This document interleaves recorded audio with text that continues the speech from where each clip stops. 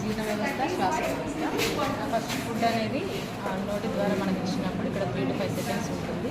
ఇక్కడ నుంచి ఆహారాలలోకి ఒక 15 secondsలో వెళ్ళిపోతుంది. ఇక్కడ కొంచెం నవ్వులతో మనం ఇక్కడ వచ్చేస్తుంది.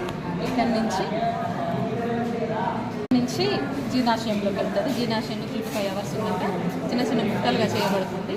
అక్కడ నుంచి డైరెక్ట్ చిన్న ఫ్రైలోకి వెళ్తుంది. అక్కడ 3 to 8 hours మొత్తం చిలకబడి జీర్ణరసాల్లో కలిసిపోయి మొత్తం కంప్లీట్గా అయిపోయిన తర్వాత చిన్న ఫ్రైలోంచి బాడీలో పార్ట్స్కి వెళ్ళిపోతుంది.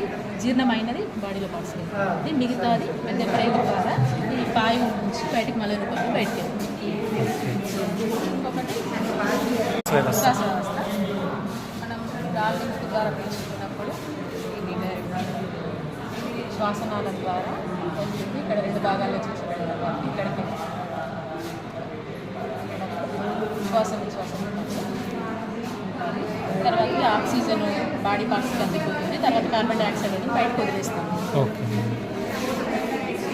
మీ పేరు మేడం? నా పేరు గౌతమ్, కేఎస్జీ గ్యాంగ్ నల్గొండ. ఓకే.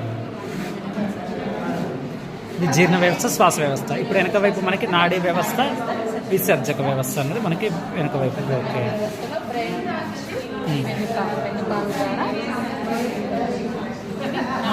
పక్కటెముకలు, నాడులు.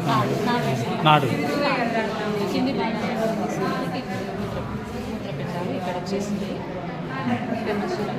ఇది మాత్రం 3D. అది ఓకే. Thank you.